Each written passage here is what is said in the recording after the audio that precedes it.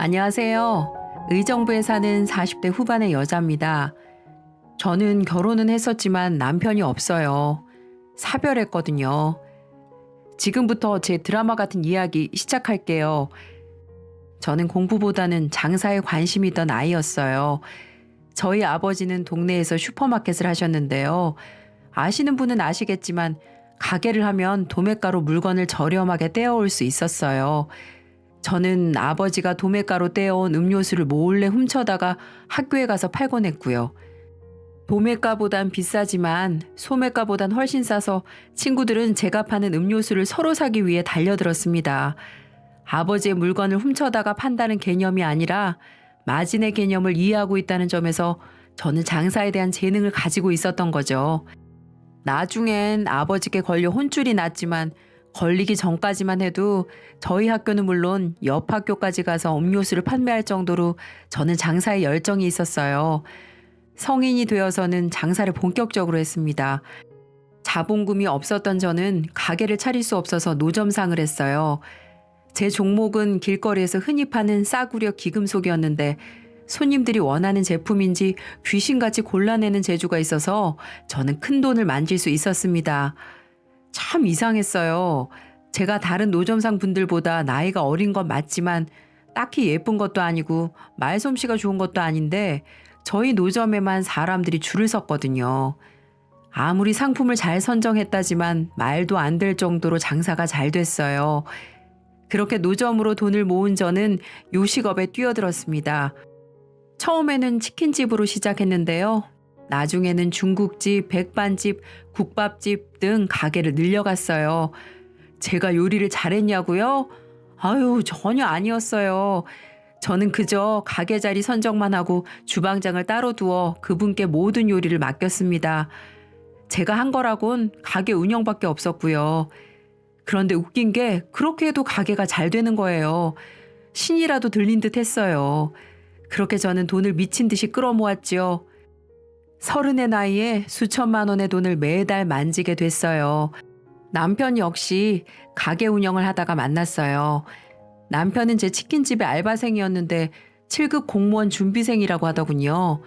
저보다 5살이나 어려서 저는 동생처럼 귀여워해 주었어요. 그런데 이 친구가 일을 참 잘하는 거예요.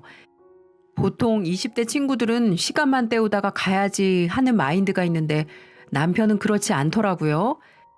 마치 제 치킨집이 자기 가게인 것처럼 열심히 일해주더라고요. 그 덕분에 저희 치킨집의 매상은 고공행진을 이어갔고요. 상진아 고마워. 네 덕분에 매상도 많이 오르고 단골도 많이 생겼어.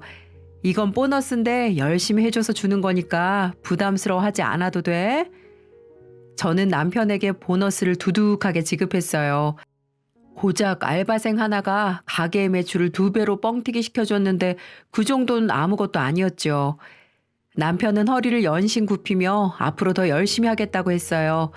실제로도 더 열심히 했습니다. 사실 남편은 열심히를 떠나 정말 간절하게 일을 했어요. 알바생을 많이 뽑아본 터라 저는 알바생이 걷는 모습만 봐도 대충 마음을 알 수 있거든요. 그런데 수많은 알바생을 봐도 남편처럼 간절하게 뛰어다니며 일하는 사람은 없더군요. 고작 20대 중반밖에 안 된 알바생이 뭐가 그렇게 간절해서 열심히 일하는지에 대해 물어봤어요. 그러자 남편이 이렇게 말하더군요. 사장님, 사실 저희 부모님 2분이 몸이 좀 불편하세요. 그래서 어릴 적부터 기초생활 수급자로 살았거든요. 전 그 삶이 너무 싫었어요. 그래서 가난을 벗어나고자 이렇게 열심히 사는 거예요. 7급 공무원을 준비하는 것도 안정적인 삶을 살고 싶어서 그런 거고요. 남편이 허심탄회하게 털어놓고 나서야 저는 왜 그리도 발이 땀이 나도록 뛰어다녔는지 알겠더라고요. 하지만 불우한 가정 환경에도 불구하고 남편이 불쌍하게 보이진 않았어요. 오히려 나쁜 환경을 극복하기 위해 분투하는 모습이 멋져 보일 뿐이었죠. 아무래도 저 역시 열심히 살아온 사람이라 남편이 더 멋져 보였던 것 같네요. 그래서 저는 남편을 도와주고 싶다는 생각이 들었어요. 불쌍해서가 아니라 경제적으로 여유가 있는 제가 도와주면 남편이 훨씬 더 빨리 일어설 수 있을 거라고 생각했거든요. 성진아, 그럼 내가 매달 50만 원씩 도와줄까? 그거면 네가 더 여유 있게 살 수 있을 것 같은데. 저는 남편에게 매달 50만 원씩을 주겠다고 말했습니다. 그 돈이 있으면 남편이 노동에서 벗어나 공무원 시험에 매진할 수 있을 거란 생각이 들었거든요. 하다못해 볼펜 한 자루라도 더 살 수 있는 거고요. 하지만 남편은 제 돈을 받지 않더군요. 사장님, 말씀은 정말 감사하지만 전 그 돈 받을 수 없어요. 물론 사장님은 선의를 베푸신 거지만 저로서는 동정으로 느껴져서요. 자격지심이라 생각하실 수 있지만 없이 살아온지라 어쩔 수 없네요. 그러니까 성의만 받겠습니다. 제 인생은 제가 어떻게든 꾸려나갈게요. 말씀만으로도 감사해요, 사장님. 남편은 아무리 힘들더라도 자기 인생은 자기가 책임지겠다고 말하더군요. 그 말을 듣는데 괜한 호의가 자만으로 비치진 않았는지 걱정이 됐어요. 그래서 저는 자존심을 상하게 했다면 미안하다고 말했습니다. 그러자 남편은 씩 웃으며 그럼 가게 끝나고 맥주나 한 잔 사주세요. 사장님이 치킨은 자주 주셨지만 맥주는 한 번도 안 주셨잖아요? 라고 하는 거예요. 그렇게 저희는 가게를 마친 뒤 잘 튀겨진 후라이드 통닭과 함께 맥주를 마셨어요. 기름진 닭다리를 들고 먹는 남편의 모습이 참 귀여웠어요. 그냥 먹는 것뿐인데도 이렇게 애틋한 감정이 드는 걸 보니 남편에 대한 감정이 단순히 동생을 바라보는 건 아니라는 생각이 들더군요. 마음을 졸이던 저는 2달 후에 남편에게 고백했습니다. 비록 나이 차이도 나고 경제적으로도 차이가 나지만 책임감 있는 남편의 모습이라면 모든 걸 극복할 수 있을 거란 생각이 들었어요. 하지만 남편은 그런 생각을 하지 않았는지 제 고백에도 아무런 대꾸를 하지 않고 생각에 잠겨 있더군요. 생각을 마친 듯한 남편은 제게 사장님, 미안한데 지금은 어려워요. 저도 사장님한테 호감 갖고 있는 건 사실이지만 경제적 기반이 없는 상황에서 사장님과 만날 수는 없습니다. 그러니까 제가 시험에 합격해서 경제적 기반을 좀 갖추면 그때 다시 얘기해요. 라고 하며 정중하게 고백을 거절하더군요. 살면서 처음 하는 고백을 거절당했지만 기분이 나쁘지 않았습니다. 저를 거절하는 게 아니라 정말 상황이 불안하기 때문에 거절한다는 걸 알 수 있었거든요. 그래서 저는 기다리겠다고 말했어요. 그런 제게 남편은 꼭 합격해서 먼저 고백하겠다고 했고요. 저는 그런 남편을 더욱 좋아하게 되었습니다. 그렇게 2년이란 시간이 흘렀어요. 남편은 7급 공무원 시험에 합격했어요. 남편은 합격 증서와 꽃다발을 제게 건네며 기다려줘서 고맙다고 말했습니다. 그날부터 저희는 뜨거운 연애를 했고 1년 후에 결혼식까지 올렸어요. 결혼을 하자마자 저는 시부모님께 새로운 집을 선물해 드렸어요. 기존에 살던 반 지하방이 아니라 전망 좋은 신축 아파트였죠. 누군가는 굳이 그럴 필요가 있느냐고 묻겠지만 저는 시부모님을 위해서라기보다 남편이 웃는 모습을 보기 위해서 그랬던 거였어요. 남편 또한 여보, 고맙긴 한데 굳이 왜 그렇게 해? 살 집이 없는 것도 아닌데 라고 하는 겁니다. 하지만 저는 이건 당신이랑 시댁을 불쌍하게 생각해서 그런 게 아니라 내가 당신을 좋아해서 그런 거야. 당신 낳아주시고 키워주신 분들이 행복해야 당신도 행복할 거 아니야. 그러니까 부담 갖지 마. 기분 나빠할 필요도 없고 이제 우리 부부잖아. 라고 했습니다. 그러자 남편은 눈물을 글썽이며 제게 고맙다고 하더군요. 아무리 힘들어도 눈물을 보이지 않던 사람인지라 더 진정성 있게 다가왔어요. 그날 이후로 남편은 제게 더 잘해줬어요. 연애할 때도 이런 남자가 없을 만큼 잘해주긴 했지만 남편은 제가 시부모님의 집을 바꿔드리고 용돈을 넉넉하게 드린다는 점에 보답하기 위해서라도 열심히 하더군요. 늘 자기가 아내를 잘 얻었다는 말을 반복했고요. 하지만 저는 진심으로 제가 아까운 사람이라고 생각하지 않았답니다. 제가 경제적으로 훨씬 넉넉하긴 하지만 7급 공무원이라는 남편의 직업도 그다지 나쁜 건 아니니까요. 그럼에도 남편은 제게 지극정성이었어요. 공무원 배우자를 둔 분들은 아시겠지만 공무원이라는 게 일반적으로 생각하는 것처럼 웰빙이 보장된 직업이 아니잖아요. 일도 힘든 데다가 야근도 종종 하고요. 그런데도 남편은 퇴근 후에 제가 운영하는 가게들을 둘러보며 관리를 도왔어요. 사실 제가 아이템을 선정하고 그걸 기반으로 돈을 버는 건 정말 잘하는데 돈을 관리하거나 세세한 부분에 신경 쓰는 건 정말 못하거든요.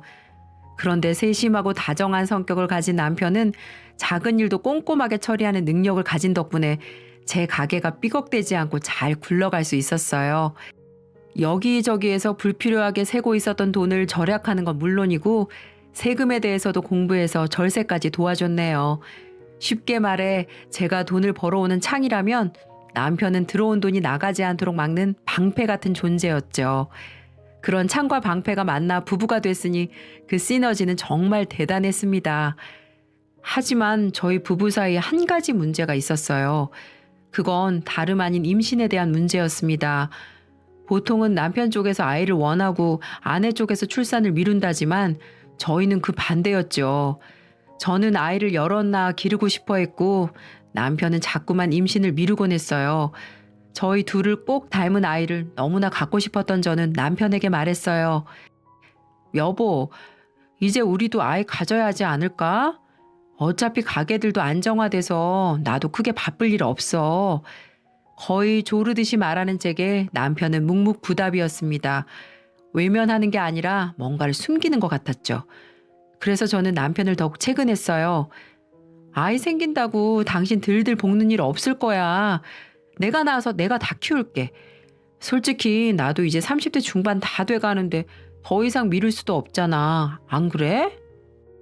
저는 이제 빼도 박도 못할 노산이 되는 나이가 온다며 나중에 낳고 싶어도 낳지 못하는 상황이 올 수도 있다고 말했어요. 그제야 남편은 생각해 본다며 자리를 뜨더군요. 그날 이후로도 저는 아이를 갖자며 남편에게 말했고 남편은 못 이긴 듯 아이를 갖기 위한 노력을 했습니다. 정말 기뻤어요. 그동안 친구들의 예쁜 아이들을 보며 엄청나게 부러웠거든요. 근데 이제 저도 아이를 가질 수 있다니 상상만 해도 기분이 좋더라고요. 그렇게 저는 남자에게 좋다는 음식을 구해다가 남편에게 먹이고 아이를 갖기 위한 노력을 이어갔습니다. 하지만 그렇게 1년을 노력해도 아이가 생기지 않는 거예요. 나이는 점점 드는데 아이가 찾아올 기미를 보이지 않으니 정말 답답하더군요. 혹시 제 자궁에 문제가 있는 게 아닐까 싶어서 산부인과에도 가봤지만 자궁이 아주 깨끗해서 당장이라도 임신이 가능한 수준이라고 하더군요. 이유 없이 임신이 안 되니까 정말 답답하더라고요. 그런데 그 와중에 남편은 평소와 다를 바 없이 지내더군요. 아이가 생기지 않아 속상할 법한데도 말이죠. 그러던 어느 날이었습니다. 남편이 일을 나간 틈에 집에서 청소를 하고 있었거든요. 그렇게 남편의 서재를 청소하는데 서랍 가장 깊숙한 곳에 종이 하나가 꽂혀 있더군요. 페이지인가 싶어서 저는 그것을 꺼내 확인했습니다. 내용을 확인한 저의 손은 파르르 떨렸어요. 그건 다름 아닌 정관수술 결제 내역서였거든요.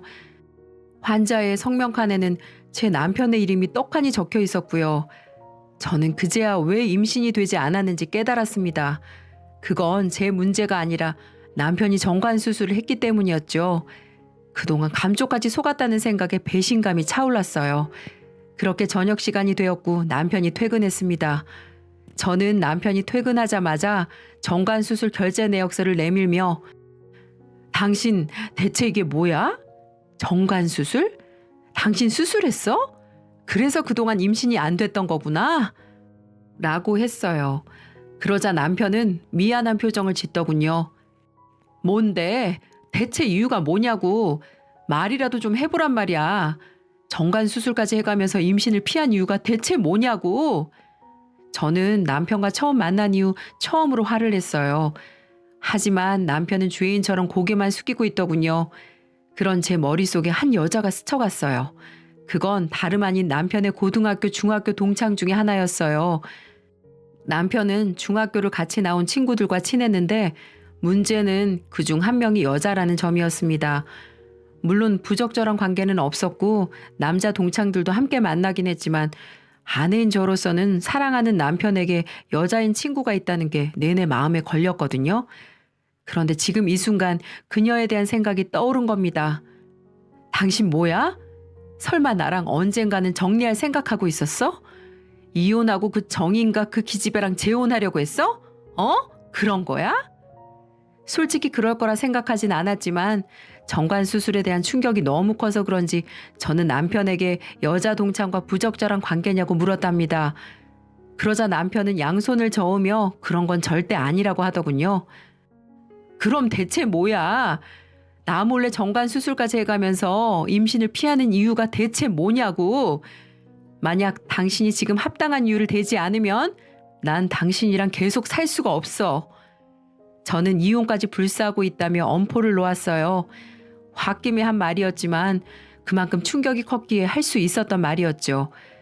그런 제게 남편은 고개를 푹 숙인 채 사실을 고백하더군요. 당신을 속인 건 미안해. 하지만 당신의 아이를 갖기 싫다거나 정이랑 무슨 관계가 있어서 그런 건 절대 아니야. 내가 아이를 가지지 않으려 한 건 우리 부모님 때문이야. 남편은 아이를 갖지 않은 이유가 부모님 때문이라고 말하더군요. 그게 무슨 의미냐고 물으니까 부모님의 장애는 적은 확률로 유전이 되는 것이며 그게 죽도록 싫었던 남편은 정관 수술을 해서라도 임신을 피했다고 하더군요. 부모님의 비참한 삶을 보아온 남편만이 할 수 있는 말이었어요. 그 말을 들은 저는 할 말을 잃었습니다. 저를 속인 남편이 괘씸하긴 하지만 자식에게 장애를 물려주기 싫다는 남편의 마음은 절절하게 이해가 됐거든요. 남편 부모님 중 아버님은 선천적으로 발달장애가 있으셨거든요. 그래서 그런 아버지를 보며 자라온 남편은 한 가정에 장애가 있는 사람이 있으면 얼마나 고통스럽고 힘이 드는 줄 알다 보니 제게 숨기고 저 몰래 정관 수술을 했던 모양이에요. 미안해 여보. 이럴 줄 알았으면 그냥 결혼하지 말고 당신을 좋은 사람한테 보내주는 건데. 남편은 자기처럼 못난 사람이 아니라 좋은 사람에게 보내줄 걸 그랬다며 서럽게 울더군요. 전 그런 남편이 너무나 안쓰러워 보여 꼭 안아주었고요. 제 품에 안겨 펑펑 우는 남편을 끌어안으니 정말 가슴이 미워졌답니다. 이런 생각을 갖고 있는 줄은 꿈에도 모르고 외도를 의심했던 제가 너무나 나쁜 아내로 느껴지기도 했고요. 이후에 저는 남편에게 더 이상 아이에 대한 압박을 주지 않았습니다. 저희 부모님은 제가 잘 설득했고요. 임신의 무게에서 벗어난 남편은 사회활동을 더욱 왕성하게 했어요. 아이로 채워주지 못하는 빈자리를 경제적으로라도 채워주겠다는 게 그 이유였죠. 남편은 주로 주식을 했는데 그게 또 수익이 괜찮았어요. 저는 돈 벌기에 혈안이 된 남편에게 서울 부동산이 오를 것 같으니 아파트를 한 채 사놓자고 했어요. 그러자 남편은 그것보단 주식이 더 유망하다며 그 돈을 주식에 투자하자고 말했답니다. 그렇게 몇 년의 세월이 흘렀어요. 돈을 벌 만큼 번 저는 이제 좀 쉬면서 살고 싶다는 생각이 들었어요. 20살이 되자마자 노점상에서부터 시작해서 지금까지 정말 미친 듯이 달려만 왔거든요. 그래서 저는 여행도 다니고 꽃 구경이나 하며 편하게 살 생각을 했답니다. 남편도 같은 생각이었는지 휴가를 맞춰서 같이 여행을 가자고 하더군요. 가능하면 나중에 귀농해서 살자고 하기도 했고요. 그러던 어느 날이었습니다. 남편이 중학교 동창들과 제주도 여행을 갔다 오겠다고 하더군요. 그 말을 듣자마자 여자 동창이 생각났지만 일전에 오해를 푼지라 저는 다녀오라고 했고요. 여자 동창 역시 유부녀인데다가 다른 동창들은 전부 남자였으니까요. 저는 재밌게 놀다 오고 나중에 저와도 함께 가자며 용돈을 300만 원이나 주었어요. 남편은 왜 이렇게 많이 주냐고 했지만 이왕 가는 김에 시원하게 놀다 오라고 했죠. 솔직히 동창들한테 이런 멋진 아내랑 살고 있다는 티를 팍팍 내고 싶기도 했고요. 그렇게 며칠이 지나 남편이 제주도 여행을 마치고 돌아오는 날이 되었어요. 저는 남편에게 말하지 않고 공항으로 나갔습니다. 서프라이즈 이벤트를 해줄 생각이었거든요. 그렇게 하염없이 기다리는데 저만치에서 남편이 나오더군요. 그런데 여럿이 함께 있는 게 아니라 남편과 여자 동창 둘이서만 나오는 겁니다. 조금 놀란 저는 그들 앞으로 다가갔죠. 그러자 남편은 무슨 귀신이라도 본 것처럼 깜짝 놀라더군요. 여보, 뭐야 연락도 없이? 당신 깜짝 놀래켜주라고 했지. 친구분들께 맛있는 식사도 대접하려고 했고. 그나저나 왜 둘이서만 나와? 다른 분들은? 저의 물음에 남편은 당황한 표정을 지으며 입술을 달싹이더니 다른 친구들은 제주도가 너무 좋아 며칠 더 지내다가 온다고 하더라고요. 남편이 식은땀을 뻘뻘 흘리는 바람에 의심이 들었지만 옆에 여자 동창이 있는 바람에 일단 알겠다고 말했고요. 그러던 어느 날이었습니다. 그날 역시 가게에 출근해서 이것저것 일을 처리하고 있는데 얼굴이 시뻘건 남자가 씩씩대며 들어오더니 여기 박성진이 와이프 있다며? 누구야? 박성진 와이프가 대체 누구냐고? 당장 나와! 라고 소리치며 테이블을 엎고 난리를 치더군요. 손님들과 직원들에게 불편함을 줄 수 없었던 저는 남자에게 다가가 제가 박성진이라는 사람의 아내라고 말했어요. 그러자 남자는 너냐? 내 와이프 건드린 놈의 마누라가 너야? 라고 하는 겁니다. 무슨 영문인지 통 알 수 없었던 저는 아무것도 모른다며 알아듣게 설명하라고 했죠. 남자는 제가 정말 아무것도 모른다는 걸 깨달았는지 시뻘건 얼굴로 사정을 설명하더라고요. 자초지종을 들은 저는 큰 충격에 빠졌답니다.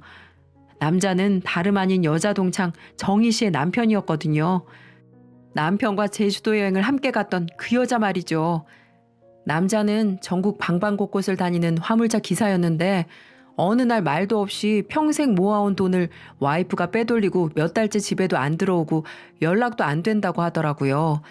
그래서 아내 뒷조사를 해보고 아내 친구들이며 주위에 수소문을 한 끝에 제 남편이 그 정이라는 여자분과 바람을 피우고 있다는 사실을 확인하고는 저를 찾아온 거라고 했습니다. 저는 남편과 그 여자가 바람을 피웠다는 사실을 알고 충격받지 않을 수 없었어요. 내게 정말 한없이 착하고 든든했던 자상한 남편이었는데 그동안 저를 속이고 몰래 바람을 피웠다니 도저히 믿고 싶지 않은 현실이었거든요. 그래서 뒤통수를 남편에게 한 대 맞은 저는 남편에게 바로 전화를 걸었죠. 하지만 전화기가 꺼져 있다는 메시지만 계속해서 흘러나오더군요. 3일, 일주일, 한 달이 지나도록 남편은 그 이후부터 자취를 아예 감춰버렸어요. 충격적인 사실은 사업장을 용이하게 관리하기 위해 새로 오픈한 가게 2군데는 남편 명의로 해줬었는데 남편이 그 가게로도 담보대출을 잔뜩 받았고 본인 공무원 신분을 이용해서 공무원 대출도 받을 만큼 받았던 것 같고요.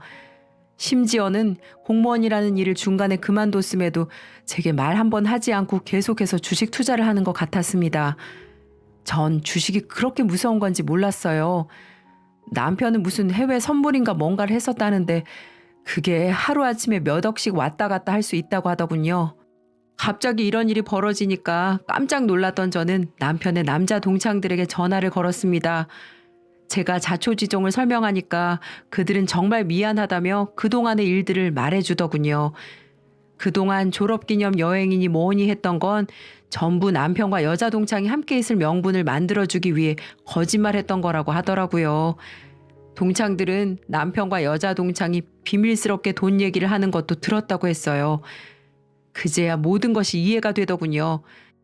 그동안 공무원 일을 그만두면서부터 본격적으로 정이라는 여자와 불륜을 하고 있었다는 사실도 알게 됐네요.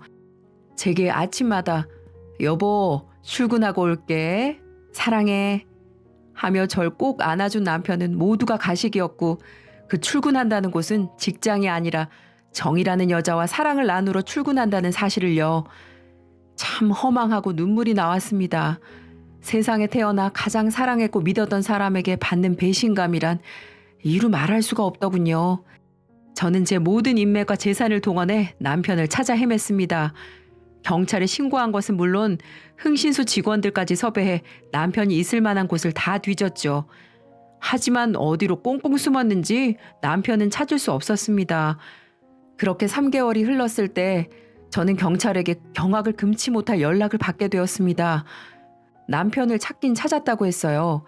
하지만 살아있는 모습이 아닌 싸늘한 주검인 상태에서요. 남편의 시체를 발견한 경찰에게 어찌 된 일이냐고 물으니 강릉에 있는 싸구려 모텔방에서 스스로 생을 마감한 것을 모텔 주인이 신고해 발견할 수 있었다고 했어요. 경찰은 남편의 시체 옆에 있었다며 유서를 건네주더군요. 남편은 저를 처음부터 속이려고 한 게 아니었다고 했습니다. 그동안의 과정들이 일이 잘 풀리지 않으면서 깊은 늪에 빠졌다는 소리를 해가며 말을 이어가더군요. 남편은 주식 투자에 사활을 걸었다고 합니다. 하지만 모든 일이 그렇듯 조급하면 일을 그르치기 마련이죠. 남편은 저도 모르게 주식 투자에서 큰 손해를 보고 있었다고 하네요. 남편은 그 손실을 메꾸기 위해 저 몰래 대출도 받았지만 그것마저 실패했고, 제가 가게를 새로 오픈하면서 남편의 명의로 해준 가게들도 대출을 받을 만큼 받아 투자했는데 그것마저도 실패했다고 하는 겁니다. 물론 여기까지는 제가 들어서 다 아는 사실이었어요. 그 다음 제게 돈을 달라고 할 수 없는 상황이다 보니 정이라는 여자 동창이 재산을 꽤 모아둔 걸 알고 노골적으로 접근해서 관심을 표현하다가 서로 친구에서 연인이 됐다고 하더군요. 남편의 마음을 받아준 그 정이라는 여자도 참 이해가 안 갔어요. 어떻게 가정 있는 여자가 불륜까지 저지르는 건지. 아무튼 여자 동창에게 거액을 빌린 남편은 목숨을 걸고 마지막 투자를 했대요. 하지만 그마저도 실패해 빈털터리가 되었다네요. 그렇게 모든 재산을 잃은 남편은 저를 볼 염치도 없고 여자 동창까지 볼 염치도 없어 그 여자에게 어디 좀 다녀온다고 말한 뒤 도피 생활을 했고, 삶의 무게를 짊어질 자신이 없어 스스로 생을 포기한다며 앞으로 건강하고 좋은 남자 만나라고 말하고는 끝을 맺었더군요. 자신이 죽으면 나오는 종신보험금으로 그 정이라는 여자 빚을 어느 정도 청산해 주라는 말을 덧붙이면서요. 여러분들은 이해가 되시나요? 어디서 저 몰래 재산 빼돌리고 불륜 저지르며 세상 하직한 주제에 죽은 보험금으로 바람핀 년 빚을 청산해달라뇨. 전 그 이후 경찰서에서 남편을 인계받고 곧바로 시댁 가족에게 연락해 다시 인계했습니다. 아내인 제가 물론 장례를 치러준 건 당연한 거겠죠. 하지만 남편이 그동안 저에게 숨겨왔던 모든 진실들, 불륜, 그리고 마지막 유언이라고 남긴 말도 안 되는 내용들을 보니까 도저히 참을 수가 없어서 장례도 치러주고 싶지 않더라고요. 시댁 자식이니까 시댁이 알아서 하라고 말이죠. 그렇게 제 결혼 생활은 불행하게 끝이 났어요. 이번 일을 겪으면서 정말 사람이라는 동물은 그 누구도 믿어서는 안 된다는 걸 깨닫게 됐네요. 그토록 사랑했었는데, 그토록 믿었었는데, 인생이 참 허망하기만 합니다. 요즘 뉴스 보면 주식 도박으로 인해 스스로 생을 마감하셨다는 분들을 종종 볼 수가 있는데요. 그 사람들 중에 한 명이 남편이라는 게 참 씁쓸하기만 합니다. 지금은 다시 일상으로 돌아와서 처음 그랬던 것처럼 바쁘게 살고 있어요. 그리고 그 여자에게 종신보험을 전해줬냐고요? 제가 미쳤다고 그걸 주겠어요. 남편이 저 몰래 가게 담보대출 받아서 빼돌린 금액이 얼만데요. 그 보험금 받고 차곡차곡 다시 은행에 모으고 있습니다. 그 여자는 살았는지 죽었는지 연락도 안 된다고 하고요. 어떻게든 그런 것들은 본때를 보여줘야죠. 다들 제 사연 들어주셔서 감사드리고 현재 옆에 있는 가족들, 주위 사람들 소중하고 감사하게 생각하자고요. 자신의 잘못으로 인해 주위 사람들이 상처받고 떠나가면 안 되는 일이니까요. 저 혼자 가슴에 담아두긴 정말 버거웠는데 이렇게 들어주시는 분들이 있으니까 그래도 제 삶에 용기가 나네요. 지금까지 제 구구절절한 사연 함께 해주셔서 감사합니다.